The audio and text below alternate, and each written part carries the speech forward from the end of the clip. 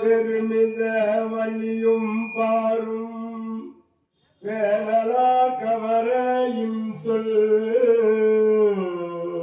பெருமித வலியும் பாரும் பேனலா கவரையின் சொல் தருமனும் தம்பிமாரும் தழலெழு தையலாலும் அருமக முனிவர் முன்னான்கு ஆயிரர் சூழ்ந்த போதே கருமுகில் படியும் சாரல் காமிய வனம் புக்காரே காமிய வனம் புக்காரே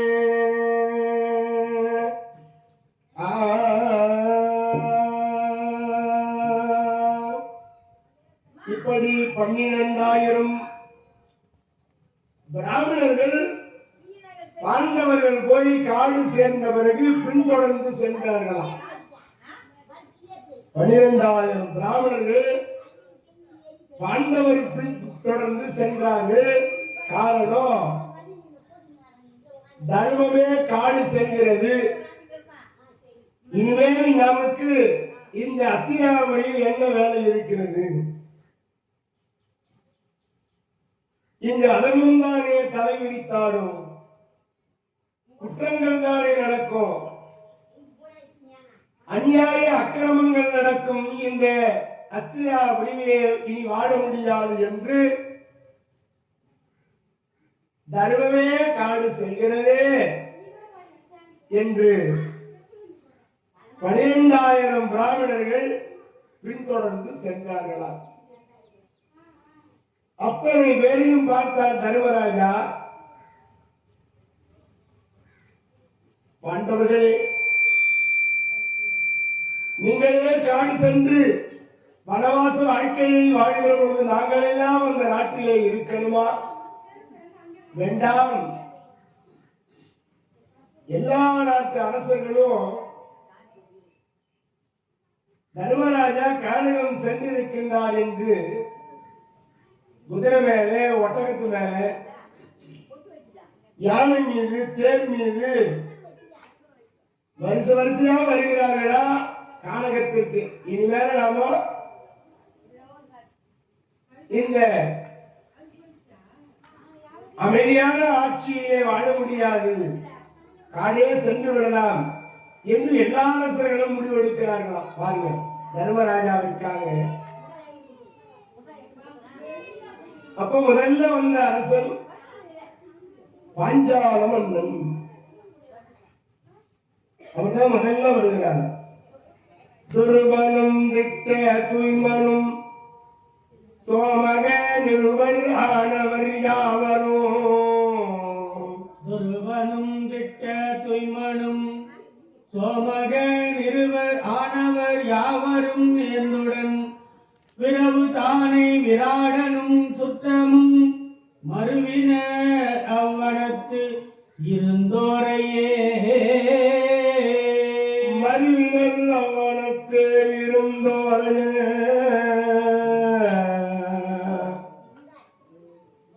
பாஞ்சாலன் பார்க்கின்றான். பெண்ணை கொடுத்தோமோ என் கண்ணை கொடுத்தேனே. முதல்ல தந்தையாகப்பட்ட பாஞ்சால மன்னன் கண்ணீர் விடுகிறாரா? மா பாஞ்சாலி, தர்மராஜாவை பார்த்து வந்து, யாருமே செய்ய முடியாத சாம்ராஜ்யம், ராஜசூய வேள்வி நடத்தி சாம்ராட் பட்டம் பெற்ற தர்மராஜா, நீங்களே கானகம் வந்திருக்கின்றீர்களே,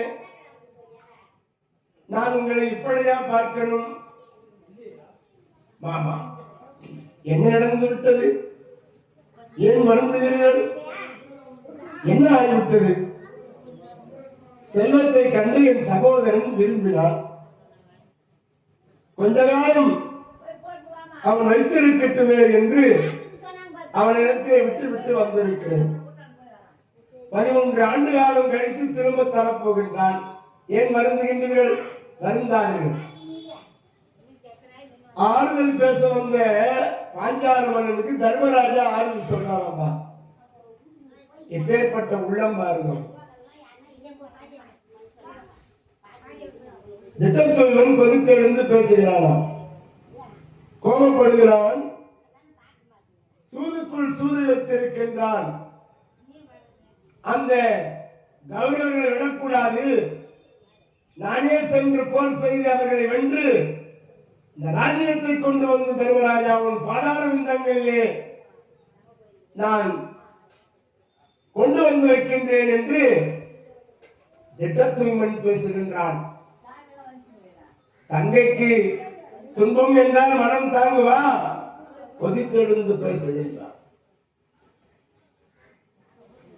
அதன் பிறகு பகவான் பார்க்கிறாரா, மாதவத்தின் பயனென மாதவன், மாதவத்தின் பயனென மாதவன், யாதவ குலத்தியர் இமையோர் பதி, ஆதவத்துக்கு அருள்நிழல் போல் அருள் வேத வித்தக வீரனும் மேவினான்.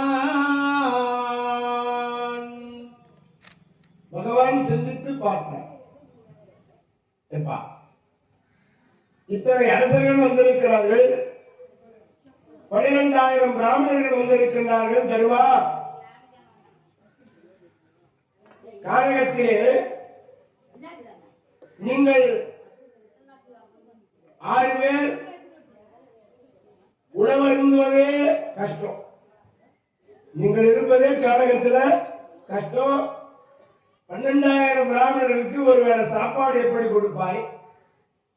இவ்வளவு அரசர்கள் வந்திருக்கிறார்கள், இவர்களுக்கெல்லாம் உணவு எங்கு போய் போடுவாய்? 13 ஆண்டு காலம் கழித்து ஒருவேளை துரியோதனன் நாடுதலாவிட்டால் இவர்கள் எல்லாம் துணையாக வரட்டும், எல்லோரையும் திருப்பி அனுப்பினார். அப்படியே எல்லோரும் திரும்பினார்கள். தர்மராஜா சொல்ல, பகவான் உன் தாய் குந்திதேவி அம்மையார் அஸ்தினாபுரியிலே இருக்க வேண்டும். இடம்பஞ்ச பாண்டவர்கள் 5 பேரும் வந்து பஞ்சால நகரில் இருக்க வேண்டும். சுபத்திரை அபிமன்யு போய் ஆயர்வாடியிலே இருக்க வேண்டும். பாஞ்சாலி அம்மை திரௌபதி ஆதேவியோடு நீங்கள் 5 பேரும் இந்த 12 ஆண்டு வனவாச வாழ்க்கையை வாழுங்கள், ஓராண்டு மறைந்து வாழ்கிற வாழ்க்கையை வாழுங்கள் என்று சொல்லி பகவானும் அங்கிருந்து புறப்படுகிறார். ஏன் குந்திதேவி அம்மையாரை அஸ்தினாபுரியிலே விடுகிறார்கள்? இந்த பாண்டவர்களுக்கு தாயாக இருக்கிற குந்திதேவி அங்கு தாயாதியாக இருக்க வேண்டும்.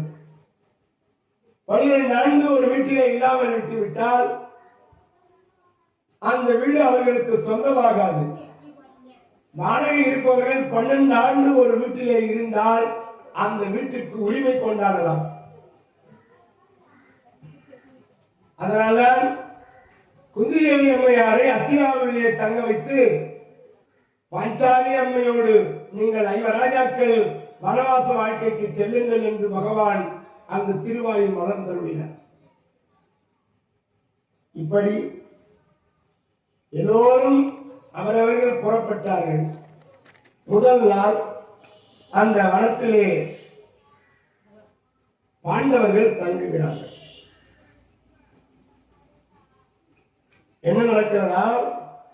முதல் நாள் இரவே கம்பீரன் என்று சொல்லும்படியானவன் அந்த பகாசுருடைய தம்பி, என் அண்ணனை கொன்ற பாண்டவர்கள் இங்குதான் வந்திருக்கிறார்களாமே, அவர்களை கொன்று விடுகிறேன் பார் என்று வந்தான். வந்தவன் உறங்கிக் கொண்டிருக்கின்ற பாஞ்சாலியை சிறைபிடிக்கின்றான். அழகை பார்த்து அந்த அம்மா ஓடு அழுகிறாங்க. முதல் நாளே இப்படி நடக்கிறது. சிறைபிடித்து தூக்கி செல்கிறான். அந்த நேரத்திலே வீமதேவன் வாயு குமரன் அந்த வீமன் பறந்து சென்று அந்த கம்பீரன் கதையை முடித்து பாஞ்சாலியை மீட்டு வந்து தன் அண்ணனத்திலே ஒப்படைக்கின்றார். தர்மராஜா நினைக்கிறாரா,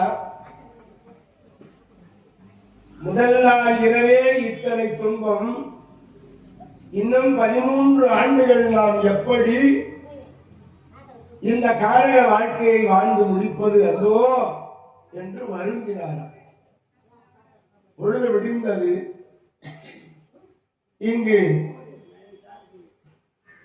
பாண்டவர்கள் ஆதித்த பகவானை தியானம் செய்கிறார்கள். ஆயிரம் கரங்கள் நீட்டி அணைக்கின்ற தாயே போற்றி. அருள் பொங்கும் முகத்தை காட்டி இருள் நீக்கம் தந்தாய் போற்றி. தாயினும் பருந்து சால சகலரை அழைப்பாய் போற்றி. தழைக்கும் ஓர் உயிர்களுக்கெல்லாம் துணைக்கரம் கொடுப்பாய் போற்றி. தூயவர் இதயம் போல துளங்கிடும் ஒளியே போற்றி. தூரத்தே நெருப்பை வைத்து சாரத்தை தருவாய் போற்றி. ஞாயிறு நலமே போற்றி. நாயகன் வடிவே போற்றி. நாளிலும் உளநாள் மட்டும் போற்றுவாம் போற்றி போற்றி. முடிய காலையிலே ஆதித்த பகவானை பாண்டவர்கள் வணங்குகிறார்கள். சூரிய பகவான் வந்து காட்சி கொடுத்து அட்சய பாத்திரத்தை கொடுத்தார். ராஜாரமண கோவிந்தா கோவிந்தா லட்சுமி கோவிந்தா கோவிந்தா கோவிந்த நாம சங்கீர்த்தனோ கோவிந்தா கோவிந்தா. தர்மராஜா அட்சய பாத்திரத்தை பெற்று பாஞ்சாலி கரத்திலே கொடுத்தார். சூரிய பகவான் பாஞ்சாலி இந்த அட்சய பாத்திரத்தை வைத்து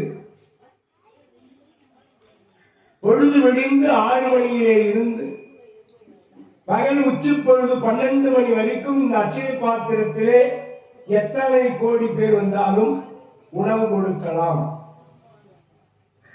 நன்றாக கழுவி கவுத்து வைத்து விட்டால் அதன் பிறகு மறுநாள் காலையில் தான் அந்த அட்சய பாத்திரத்திலே உணவு உங்களுக்கு கிடைக்கும் என்று சொல்ல ஆதித்த பகவான் அருள்பாலித்து ஆசி கூறி கானக வாழ்க்கையை அட்சய பாத்திரம் வைத்து இந்த கானக வாழ்க்கையை முடியுங்கள் என்று புறப்பட்டார். அதன் பிறகு வேதவியாசர் வர ஆரம்பித்தார். வேத வித்தகர் வேதவியாசர் அவர் வருகை தருகிறார். அவர் வருகை தருகிற பொழுது தர்மராஜா ஓடி சென்று காலில் விழுந்து அழுகிறார். தம்பிமார்களோடு, தாத்தா பிழை செய்து விட்டோம் தாத்தா, நல்லவர்கள் சூதாட மாட்டார்கள். நான் பிழை செய்து விட்டேன் தாத்தா, நான் சூதாடினேன், 4 நகரங்களை இழந்தேன், தம்பிமார்களை பந்தயத்தில் வைத்து கட்டின மனைவியை நான் பந்தயத்தில் வைத்தேனே, நான் இப்பேற்பட்ட பாவி என்று தர்மராஜா தாத்தா ஞானவியாசரிடத்தே அழுது கண்ணீர் வடிக்கின்றார். ஞானவியாசர் பார்த்தார். தர்மா, ஏன் அழுகிறாய்? என்ன நடந்து விட்டது? ஏன் வருந்துகிறாய்? நீ மட்டும்தான் சூதாடினாயா? உனக்கு முன் உலகத்தை ஒரு பிள்ளைகள் ஆட்சி செய்து அந்த நலன் சூதாடி புவி தோற்றார். உலகத்தையே ஒரு குடைகள் ஆட்சி செய்தவனே தோல்வியடைந்து இந்த புவியை தோல்வியடைந்து அவன் கானகத்திலே வாழ்ந்தான். ஏன் கவலைப்படுகிறார்? கவலைப்படாது. கானக வாழ்க்கையிலே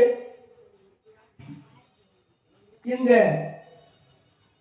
வாழ்க்கை வாழ்கிற பொழுது நாட்டிலே இல்லை, நாடு என்கின்றதா இல்லை, மற்றபடி எல்லா வகையான வசதிகளும் உனக்கு கானகத்திலே கிடைக்கிறது. உன் தம்பிமார்கள் இருக்கிறார்கள், கவலையை விடு. அதனாலே அர்ஜுனன் கைலாயமலை சென்று சிவனை நோக்கி தவம் புரிய வேண்டும். என்ன காரணம்? 13 ஆண்டு காலம் கழித்து துரியோதனன் நாடுதல் மறுத்துவிட்டால் நடைபெறுகிற யுத்தத்திலே வெற்றி பெற வேண்டும் என்றால் அந்த பாசுபதை கடை என்கின்ற ஆயுதத்தை பெற வேண்டும். பார்த்தனே சென்று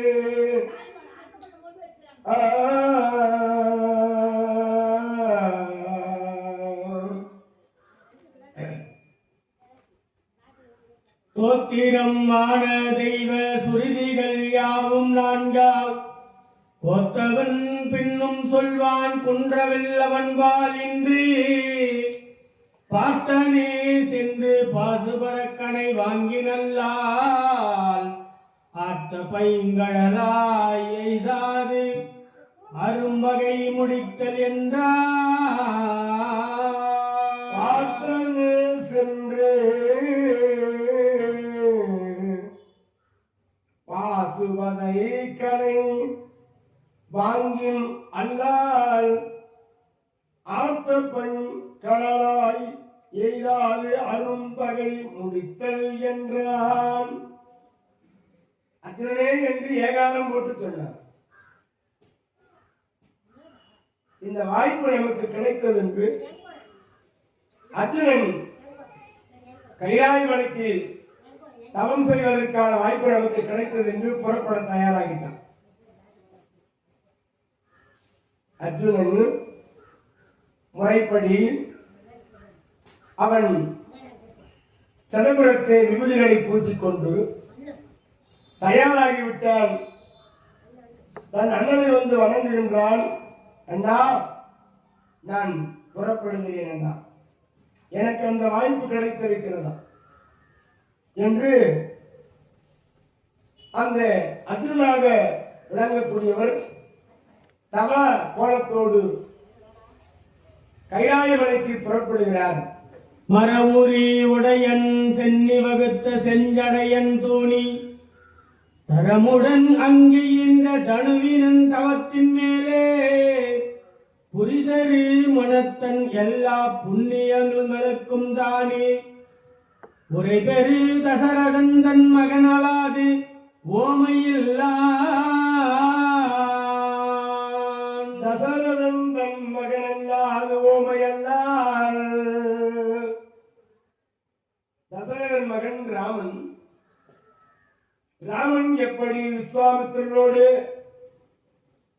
அந்த விஸ்வாமித்திரனுடைய வேள்வியை அழிப்பதற்காக இருந்த அந்த தாடகையை வதம் செய்வதற்காக மறிவுரி தரித்து நிபூதி பூசி அந்த விஸ்வாமித்திரனோடு கானகம் சென்றாரோ, அதுபோல தசரதன் மகனுக்கு ஓமைப்படுத்துகிறார் அர்ஜுன பெருமாள். உரை பெரு தசரதன் தன் மகனாது ஓமையல்லா.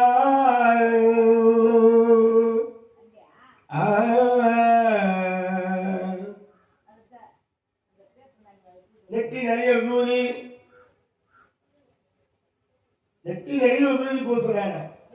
நெறியிரு புறத்தும் ஊசி நுழைவனான் இருக்க சிறிதரு வனமும் சிங்கம் சிந்துரம் செருசை சாரல் பறைகளும் வெம்பிசாச போதமுடு இயக்கர் யாரும் உரைதரு குவடம் நீங்கி உத்தர முடிவு கண்டார். அந்த நம்பிக்கை தேவம் அவன் வெற்றி பெறுவதற்கு காரணமாக அமைந்தார். எல்லா இடத்தையும் சொல்லிவிட்டு எல்லா வேதவந்தங்களும் உபேசம் எல்லாம் யாதவியாசர் சொல்லி அனுப்புகிறாரா, அர்ஜுனா சென்று வெற்றியோடு வா. அர்ஜுனன் இமயமலை நோக்கி புறப்படுகிறார். அப்படி போய் கொண்டிருக்கிற பொழுது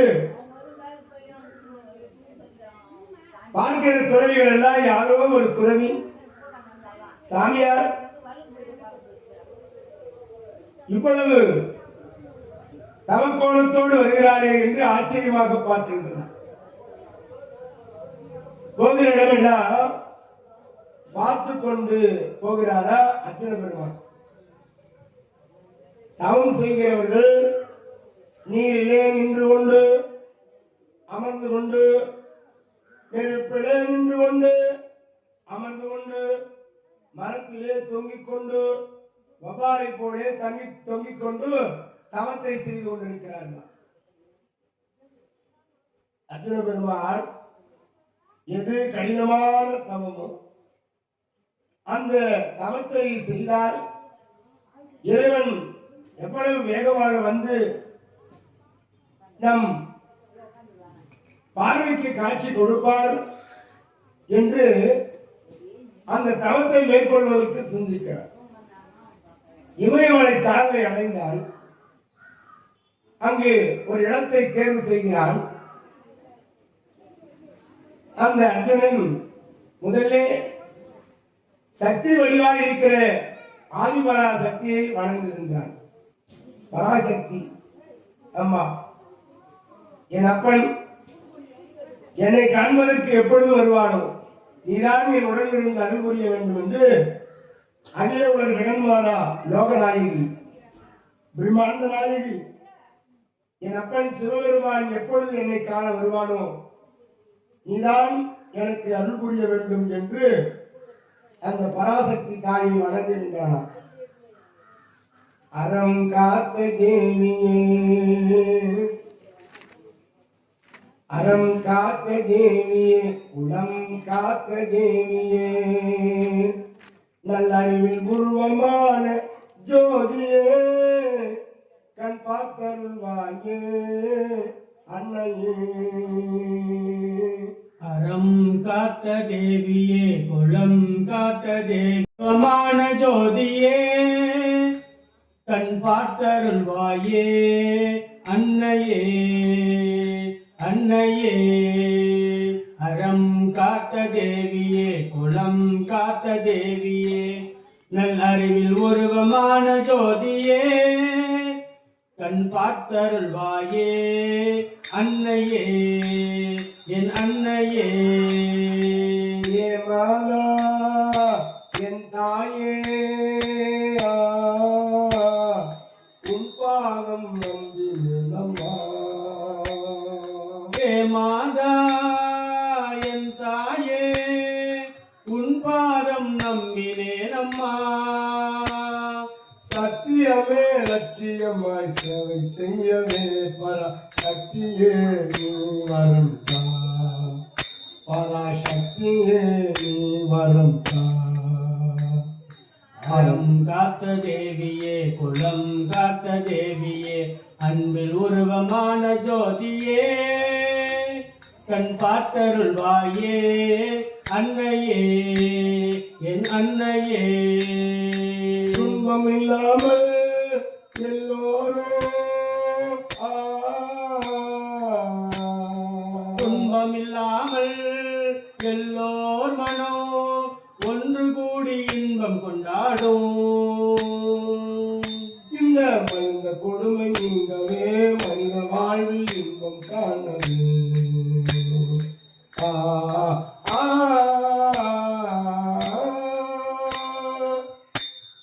துன்பம் இல்லாமல் எல்லோர் மனம் ஒன்று கூடி இன்பம் கொண்டாடும். தினம் நம் மனதில் உறுதியாகவே எம்மெறிந்த கொடுமை நீங்கவே, மனித வாழ்வில் உயர்வு காணவே. அறம் காத்த தேவியே, குலம் காத்த தேவியே, நல்லறிவில் உருவமான ஜோதியே, கண் பார்த்தருள்வாயே அன்னையே என் அன்னையே. ஏ பவானியே லோகமாதா, ஏ பவானியே லோகமாதா, ஏ பவானியே லோகமாதா. ஏழைகளின் வாழ்வில் சுகம் தா, ஏழைகளின் வாழ்வில் சுகம் தா. சத்தியமே லட்சியமாய் சேவை செய்யவே பராசக்தியே நீ வரம் தா, பராசக்தியே நீ வரம் தா. அறம் காத்த தேவியே, குலம் காத்த தேவியே, நல்ல அறிவில் உருவமான ஜோதியே, தாயே அன்னையே, என் அன்னையே. இப்படி அர்ஜுன பகவான் அக்னியை ஏற்படுத்தினார். அந்த அக்னியை வளர்த்து நெருப்பிலே நிற்கின்றாளா? எப்படி இருக்கிறா? அந்த நெருப்பிலே நின்று பார்ப்பதற்கு அந்த காட்சி தவம் செய்கிற இந்த அர்ஜுன பெருமான் ஒரு காலை ஊன்றுகிறாரா? அந்த நின்ற காலின் மீது மறுகால வச்சார். ஒரு தாயின் இசை நின்று நின்ற தாயின்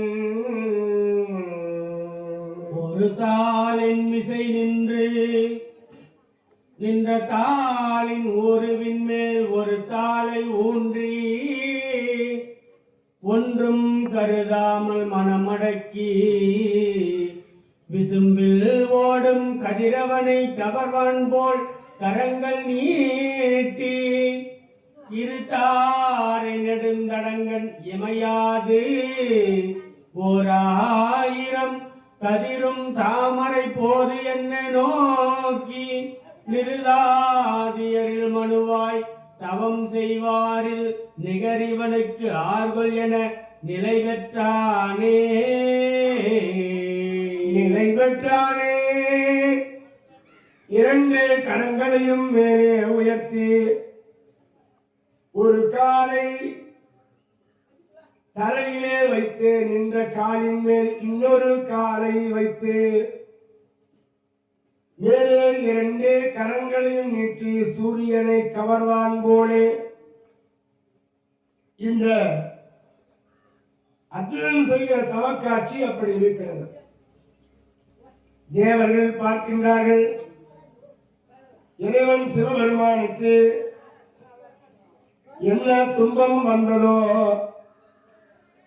சிவபெருமானே வந்து தவம் செய்கிறாரே, அந்த காட்சி சிவபெருமானை போல தெரிகிறதா? அர்ஜுனன் அந்த தவக்காட்சியை பார்த்து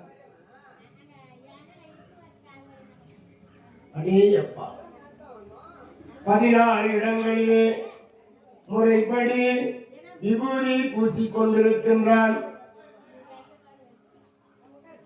சடைமுறத்திலே அத்தனை விபூதியை பூசியவனாக அவனே சிவன் என்றிருப்பதை விட சிவனே சிவனே என்றிருப்பதே மேல் என்று சிவசிந்தனையோடு இருக்கின்றான்.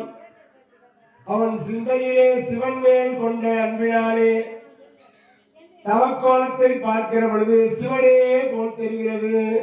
ஆசில் நான் மறைப்படியும் என்னில் கோடி ஆகமத்தின் படியும் எழுத்தைந்தும் கூறி பூசினான் வடிவமெல்லாம் விபூதியால் அப்பூதியினை புரிந்த சடைபுறத்தே சேர்த்தான்.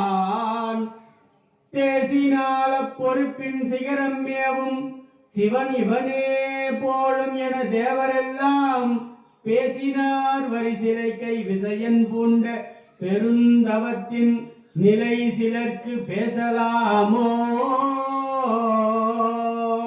கடுமையான தவம் செய்கிறான்.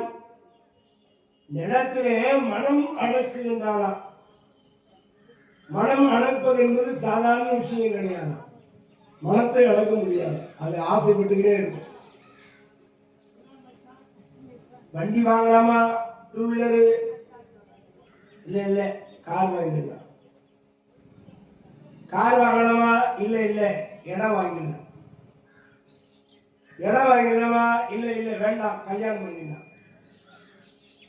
கல்யாணம் பண்ணலாமா? இல்ல வேண்டாம் முதல்ல வீடை கட்டிடலாம். வீடை கட்டிடலாமா? இல்ல வேண்டாம் ஒரு நிலம் வாங்கி போட்டுடலாம். நிலம் வாங்கலாமா? விலை அதிகமாகுது, இப்ப வேண்டாம். பிக்சைல போட்டுடலாமா? இல்ல வேண்டாம் இப்படி மனமானது தாவினே இருக்குமா குரங்கு மாதிரி. ஒரு குரங்கு ஒரு மரத்தில் இருந்து இன்னொரு மரத்திற்கு இந்த மரக்கலையை விட்டுட்டு அந்த கலையை போய் பிடிக்குமா. ஆனா மனிதன் எப்படின்னா ஒரு மரத்தின் கலையில் இருந்தாலும் இன்னொரு கலையை பிடிச்சு அது நம்மை தாங்குமா அப்படின்னு பார்த்துட்டு தான் இந்த கலையிலிருந்து கால் எடுப்பான். நம்ம அந்த மாதிரிதான். அந்த புள்ள சோறு போடுவானா, அவன் போடுற மாதிரி இருந்தாதான் நடுப்புள்ளியை விட்டுட்டு போக முடியும். அவன் போட மாட்டேன்னு சொன்னா விட்டுட்டு போக முடியாது. அந்த மாதிரி நம்ம குணம். ஆனா குரங்கு பட்டை விட்டு விட்டு விட்டு பற்றுவான். நாம் பற்றி விடுவோம், அவன் விட்டு பற்றுவான். அப்படி இந்த மனத்தை அடக்கியிருந்தானா உலகத்திலே மனத்தை அடக்குவதுதான் சாதாரண விஷயம் கிடையாது. அதுதான் கடுமையானது. உலகத்தை மறந்தவனாக சிவ வழிபாடு செய்கிறான். சிந்தையிலே சிவனை வைத்து பாடுகின்றான். பரமேஸ்வரா என் அப்பனே சிவபெருமானே, சிந்தையில் சிவபெருமானை சிந்திக்கும்.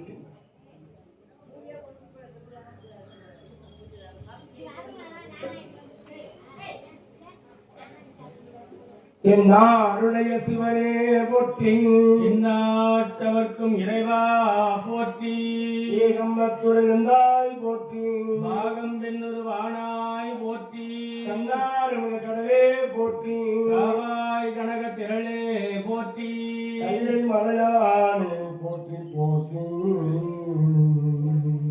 வெற்றாகி விண்ணாகி நின்றாய் போற்றி, வேளாமையால் என்னை கொண்டாய் போற்றி, வெற்றாகி விண்ணாகி போற்றி, மீளாமையால் என்னை கொண்டாய் போற்றி, ஊற்றாகி உள்ளே ஒளித்தாய் போற்றி,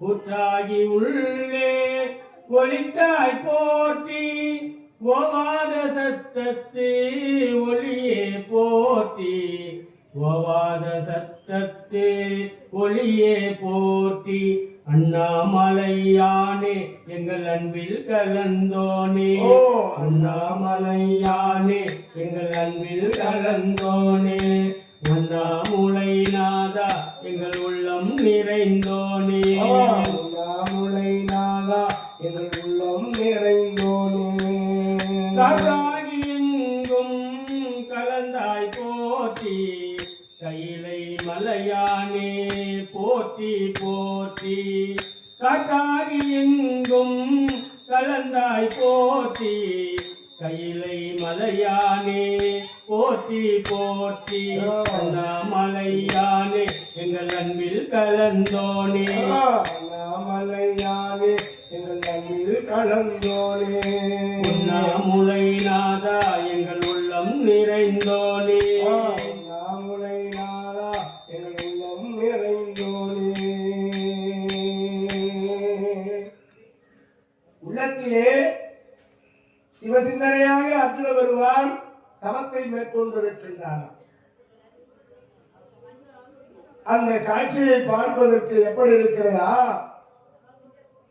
கருந்துருவல் என கருதி பிடியும் கன்றும் கல்கிணமும் உடன் புரிஞ்ச கரையாங்கே, கருந்துருகள் என கருதி பிடியும் கன்றும் கரையான் ஏறி பொருந்து முளை புற்றது என புயங்கமூரே, பூங்கொடிகள் மரண் என்று பாங்கே சுற்ற, பரிந்து வெயில் நாள் மழை நாள் பனி நாள் என்று பாராமல் நெடுங்காலம் பயின்றான் மண்ணில் அருந்தவமும் புரிந்தோரில் இவனைப் போல் மற்றார் புரிந்தார் சிவ சிவ என்று அறியவாரே சிவ என்று அறியவாரே. அடேயப்பா, பார்க்கின்ற தேவர்கள் எல்லாம் இந்த அர்ஜுன பெருமானை பார்க்கிற பொழுது ஒரு அரசன் விட்ட பிள்ளைக்கு என்ன துன்பம் நேர்ந்ததோ, உடம்பை வருத்தி இப்படி தவம் செய்து கொண்டிருக்கின்றாரே, உடம்பை வருத்தி தவம் செய்து கொண்டிருக்கிறாரே ஒரு அரசன் விட்ட பிள்ளை. அப்போ அந்த அர்ஜுனுடைய உடம்பிலே இருந்து கிருஷ்ண பகவான் காட்சி தருகிறார். இவன் உடம்பிலே நான் இருந்து இவனை இயக்குகின்றேன் என்று சொல்வது போலே துறவிகள் பார்க்கின்றவர்களுக்கு அர்ஜுனனை பார்க்கிற பொழுது அப்படி தோன்றியிருந்தது. அப்பதான் மழை வருகிறது, அந்த அக்னி நெருப்பானது நின்று விடுகிறது. அப்படி நின்று கொண்டிருக்கிற பொழுது புற்று வளர்கின்றது, அவன் உடம்பை முழுமையாக மூடிவிடுகிறது. புற்று வளர்ந்த உடனே பாம்புகள் வந்து புற்றுக்குள் இறங்குகிறது. அர்ஜுனுக்கு தெரியவில்லை. அவன் உடம்பிலே விளையாடி மகிழ்கிறது, அவனுக்கு புரியவில்லை. மறுபடியும் மழை வருகிறது, புற்று கரைந்து விடுகிறது. செடிகளில் ஏதோ மரம் என்று எண்ணி அந்த அர்ஜுன் உடம்பிலே சுற்றிக் கொள்கிறான். வளர்ப்பு பூத்து காய் காத்து அங்கே மலர தொடங்குகிறது. அதுவும் அர்ஜுனுக்கு தெரியவில்லை. அப்படியே நின்று கொண்டிருக்கிறான். ஏதோ கல் என்று கருவி காட்டிலே உள்ளே அந்த எருமைகள் எல்லாம் வந்து உரைச்சி விடுகிறதா, உரைச்சி விட்டு செல்கிறதா. தன் உடம்பை அந்த கல் இருக்கின்றது என்று அந்த கல்லிலே வந்து தன் உடம்பை உரசி செல்கிறதா. இவை யாவும் அர்ஜுனனுக்கு தெரியவில்லை. புறப்பகுதியில் நடைபெறுவதோ அவனுக்கு புரியவில்லை, தெரியவில்லை. மழை நாள், வெயில் நாள், பனி நாள் என்று பாராமல், வெயில் நாள், மழை நாள், பனி நாள் என்று பாராமல் நெடுங்காலம் பயின்றான் மண்ணில். அருந்தவம் முன் புரிந்தோரில் இவனைப் போல் மற்றார் புரிந்தார்.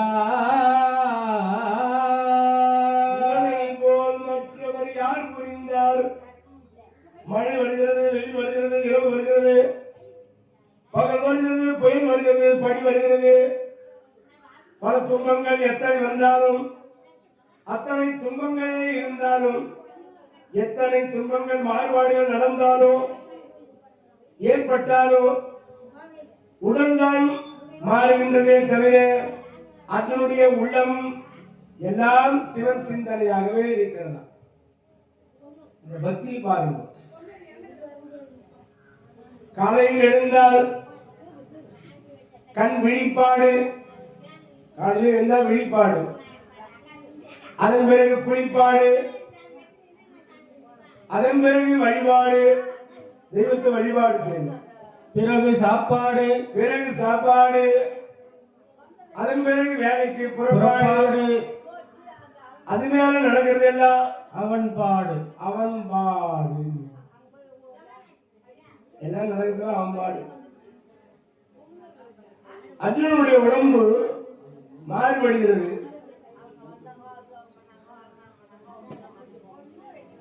அக்கா இந்த மைக் இந்த மைக் எடுத்துமாங்க வை. என்னன்னு கேட்கலையே, கொஞ்சம் கேட்க நல்லா இருக்கும். பகீரதி என்று சொல்லும்படியானவன் தவத்திலே சிறந்தவன். அந்த பகீரதன் கூட இப்படி தவம் செய்யவில்லையே. அர்ஜுனன் அந்த பகீரதனுக்கு இணையாக இவன் தவம் செய்கின்றான் என்று எல்லோரும் ஆச்சரியப்படுகிறார்களாம்.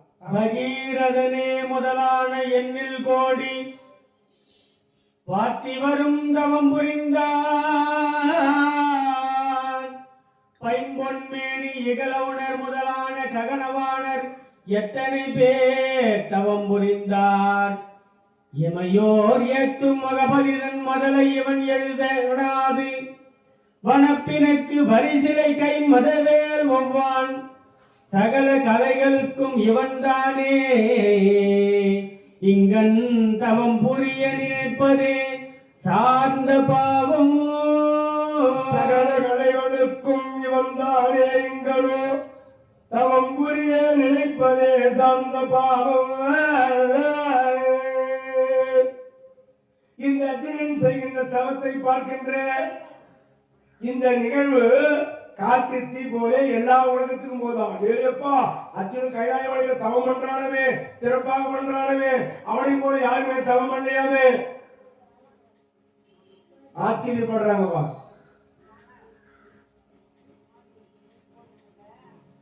ஒரு ஆள் சபரிமலைக்கு மாலை போட்டிருந்தான்.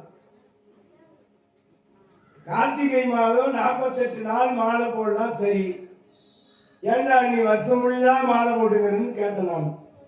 சபரிமலைக்கு 48 தினம் கார்த்திகை மாதம் முதல் தேதி மாலை போட்டு அந்த தை மாதம் வரையும் 48 நாள் மாலை போட்டு அந்த சபரிமலையிலே ஐயப்ப தரிசனம் காண்பது சபரிமலை வாசகர்களுக்கு சிறந்தது.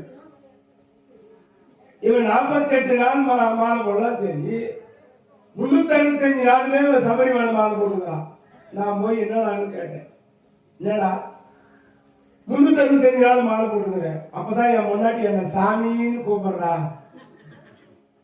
என்னெல்லாம் போட்டு என்ன மதிக்கிறான். மாலை போட்டிருந்தாங்க எனக்கு வீட்டிலேயே மரியாதை இருக்குதுங்க. ஆனா எப்படியா பட்டனா இருப்பான் மாதிரி. இந்த அர்ஜுனன் தவம் செய்வதை பார்த்து காட்டு தீ போல் பரவுகிறதா. அப்போ அர்ஜுனுடைய உடம்பு மாற்றங்கள் ஏற்படுகிறது. உள்ளத்தில் இருக்கிற சிவ சிந்தனை மாறவில்லையா? நாம் என்னதான் பக்தி செய்திருந்தாலும் செய்ய போறதா இருந்தாலும் உள்ளத்திலே இறைவனுடைய அந்த பரிபூர்ண நினைவு இருக்கணும். அம்மன் சிந்தனையா இருக்கணும். எல்லோரும் காட்டன் மஞ்சள் புடவையை கட்டணும். அதிலே சிவப்பு புள்ளிகள் நிரம்பிய அந்த மஞ்சள் புடவையை கட்டி அக்னியிலே அந்த அக்னி வசந்த விழாவிலே கலந்து கொள்ள வேண்டும். சிவப்பு மஞ்சள் புடவை, அதிலே சிவப்பு புள்ளிகள் இருக்கிற புடவை. எங்க ஊர் பக்கம் மகளிர் குழுலாம் அந்த மஞ்சள் புடவையில புள்ளி வைத்த புடவை தான் வாங்கி வருவோம். காட்டன் புடவை, பாலிஸ்டர்லாம் கட்டக்கூடாது. கலர் கலராக இருக்கிற புடவைலாம் கட்டக்கூடாது. அம்மனுக்கு பிடித்தது மஞ்சள் சிவப்பு ஆடை. ஓம் சக்தியா இருந்தால் முழுமையா சிவப்பு, திரௌபதியா இருக்கிறதுனாலே மஞ்சளிலே சிவப்பு. மஞ்சள் தான் அந்த மகுரு. மஞ்சள் முகத்தழகி அம்மா யாரு? மஞ்சள் முகத்தழகி மங்கள பொட்டழகி. பொட்டு எப்படி இருக்கும்? சிவப்பு நிறம். அந்த மஞ்சள் புடவையிலே பொட்டு வைத்தால் அம்பாளுக்கு ரொம்ப பிடிக்கும். அதான் தாய் உள்ளங்கள், சகோதர சகோதரிகள் காட்டன் மஞ்சள் புடவையை வாங்கி புதியதாக இருக்கணும். பயன்படுத்தின புடவை மீண்டும் கட்டக்கூடாது. அம்பாள் அக்னி வசந்த விழாவில் மற்ற ஆலயத்திற்கு போவதற்கு நாம் கட்டின அந்த மஞ்சள் புடவையை மீண்டும் பயன்படுத்திக் கொள்ளலாம். இந்த அக்னி வசந்த விழாவில் கலந்து கொள்கிற அந்த புடவை மட்டும் அக்னியில இறங்குறவங்க அந்த மஞ்சள் புடவை புதியதாக இருக்கக்கூடிய புடவையா இருக்கிறது. காட்டன் புடவை கணுக்காலுக்கு மேல கட்டணும். கால் சிக்க கூடாது, கணுக்காலுக்கு மேல கட்டணும். அப்படி அந்த ஆடையை வாங்கி கட்டி அம்மனுக்கு நீங்கள் செய்கிற அந்த அக்னி வசந்த விழா அம்பாளுக்கு மனம் சாந்தமடையும், குளிர்ச்சி அடைவார். உங்கள் வேண்டுதல் எல்லாம் நிறைவேற்றுவார். நீங்க சரியா 7 மணிக்கு விளக்கு பூஜை, திருவிளக்கு பூஜை, சக்தி பீடம் அம்மா சக்தி அம்மா பீடத்திலிருந்து நாராயண பீடத்திலிருந்து வருகை தந்திருக்கிறார்கள் சக்திமார்கள். அங்கே சிறப்பாக இந்த விளக்கு பூஜையிலே கலந்து கொண்டு சிறப்பிக்க வேண்டும் என்றோம். நம்ம கிராமத்தில் வேலூரிலிருந்து சக்தி படத்தில் இருந்து நாராயணி அந்த சக்தி அம்மா அருளாசியோடு இங்கு அந்த குழுவினர்கள் வருகை தந்திருக்கிறார்கள். நம் கிராமத்தில் இருக்கிற தாய் உள்ளங்கள் குறைந்தது 1000 தாய் உள்ளங்கள் வந்து கலந்து கொள்ளணும். நாளைக்கு பத்திரிகையில், யூடியூப்ல, ஃபேஸ்புக்கில் நாங்கள் போட போகிறோம். அதனால இரவு 7 மணிக்கு குத்து விளக்கு, திரிக்கட்டு, எண்ணெய், இப்படி வெத்தல் வாக்கு, வாழைப்பழம், கற்பூரம், தேங்காய், மஞ்சள், குங்குமம், விபூதி, ஒரு சொம்பிலே தீர்த்தம், வாழை, பச்சரிசி எல்லாம் கொண்டு வந்தால் அந்த குத்து விளக்கு பூஜையை சிறப்பாக உங்களுக்கு நடத்தி சுமங்கலி பூஜைன்னு சொல்லுவாங்க. அம்மாவுக்கு நடத்துகின்ற திரௌபதி அம்மனுடைய திருக்கோயிலே நீங்கள் இதுவரை செய்திருக்க மாட்டீர்கள். இனிமேல் இந்த திரௌபதி அம்மன் ஆலயத்திலும் விளக்கு பூஜையை நடத்தினால் அந்த அம்மா இந்த தாய் உள்ளங்களுக்கு நல்ல ஆரோக்கியத்தையும், சிறப்பான திருக்கல்யாணம் ஆகாத பெண்களுக்கு கல்யாண யோகத்தையும், குழந்தை பேர் இல்லாத தாய் உள்ளங்களுக்கு குழந்தை பேர் யோகத்தையும், சுமங்கலியாக நீண்ட ஆயுள் நிறைந்த செல்வங்களை கொடுத்து அவன் காப்பாற்றுவான். அதனால 7 மணிக்கு எல்லோரும் குத்து விளக்கோடு வந்துடுங்க. 8 மணிக்கு மேல அன்னதானம். சரியா 5 மணிக்கு மேல் தபசு மரம் ஏறுகிற நிகழ்ச்சி. தபசு மரம் காலையிலே சிறப்பா நிலைநாட்டி இருக்கிறார்கள். அதுதான் கைலாய மலை. ஆகையினால் நீங்கள் எல்லாருமாக அமைதி காத்து வந்து அமர வேண்டும். தபசு மரத்தில் வந்து நிற்க கூடாது. பூமாதேவியை காலால் மிதிக்க கூடாது. தபசு மரத்தில் ஏறுகின்ற நிகழ்வு நடக்கிற பொழுது எல்லாரும் உட்கார்ந்துதான் அந்த நிகழ்ச்சியை கண்டு கழிக்கணும். எல்லாரும் ஒருத்தர் புடிச்சு தள்ளின்னு நின்றுக்கிட்டு எங்க பக்கத்துல மொத்த பேரையும் தள்ளி விட்டு போடுவாங்க. எப்படி நீ எலுமிச்சை நான் வாங்கிடணும்னு பாக்குறேன். ஏய், இது அவன் எப்படி வாங்கிறான்னு பாக்குறேன். அவன் மடி பிடிச்சி தானே கேட்கறான். அந்த பழம் விழும்போது நான் கை விட்டு குறுக்கு பிடிச்சிடுற மாதிரி அவன் எப்படி வாங்கிடுறான். ஆக முண்டி அடித்து கொண்டு ஒருவர் தள்ளி கொண்டு அப்படி செய்து இந்த தபசு மர நிகழ்ச்சியை, அந்த நிகழ்வுகளை எல்லாம் நீங்கள் தவறாக செய்யாதீர்கள். எல்லோரும் வந்து இடம் முற்றி உட்கார்ந்து அப்படி உட்கார்ந்து அந்த கைலாய மலை அடிவாரத்தை நாம் காலால் மிதிக்க கூடாது. அமர்ந்து அம்மா தாயே அர்ஜுன பெருமான் சிவக்கைலாய மலைக்கு சென்றிருக்கின்றார். சிவபெருமானை நோக்கி தவம் செய்து கொண்டிருக்கின்றார். நீதான் வந்து காட்சி கொடுக்க வேண்டும் என்று எல்லோரும் சிவசிந்தனையா சிவாய நமவோம், சிவாய நமவோம், சிவாய நமவோம் என்று சிவசிந்தனையாக நீங்கள் இருந்தால் சிவபெருமான் பார்வதாதேவியோடு காட்சி கொடுப்பார். உடன் விநாயகப் பெருமானும் முருகப்பெருமானும் உடனிருக்க ரிஷப வாகனத்தை காட்சி கொடுத்து உங்களுக்கு தேவையான எல்லா அன்பையும் திரௌபதி அம்மன் அருளாலே இன்று நடைபெறும் என்பதை தெரிவித்துக் கொண்டோம். அது சரியாக 5:25 மணி அளவிலே நடைபெறும். இப்போ கைலாய மலையிலே அர்ஜுன பெருமான் தவம் செய்து கொண்டிருக்கின்றார். இப்ப நான் கதையா சொல்றதுதான். அர்ஜுன பெருமான் அந்த கைலாய மலையை தபசு வரம் என்கிற கைலாய மலையை ஏறி நடைபெறுகிற நிகழ்ச்சியை காட்சியா பார்க்க போறோம். கதையா சொல்ற அதை காட்சியா பார்க்க போறோம். காற்று தீ போல் பரவுகிறது. இந்த செய்தியை கொண்டு போய் நாரத மகாமுனிவது தேவர் உலகத்திலே தேவேந்திரனிடத்தை போய் சொல்றார். நாராயணன் நாராயணன் நாராயணா என்று நாரத மகாமுனிவர் பாடிக்கொண்டே தேவர் உலகத்துக்கு செல்கிறார். ஓ முரளி ஓரி அடைந்த பாக்கியம் இதானா, ஓ பாக்கியம் இதானா. ஓ குலாபி பண்ணி ஓ முரளி கமல கண்ணா, கோரி நான் அடைந்த பாக்கியம் இதானா, ஓ பாக்கியமிதானா கோகுலாதிபனே ஓம் முரளி வேணுகனா கோரி கானடைந்த பாக்கியமிதானா ஓ பாக்கியமிதானா கோகுலாதிபனே ஓ முரளி கமல கண்ணா ஓடி நான் அழைத்த பாக்கியமிதானா பாக்கியமிதானா ஜெய ஜெய நந்தா தேவகி மைந்தா ஜெய ஜெய நந்தா தேவகி மைந்தா ஜெய ஜெய நந்தா தேவகி மைந்தா ಏನೋ என்ன சினமோ ஓ இது தகுமோ ಏನೋ என் மேல் சினமோ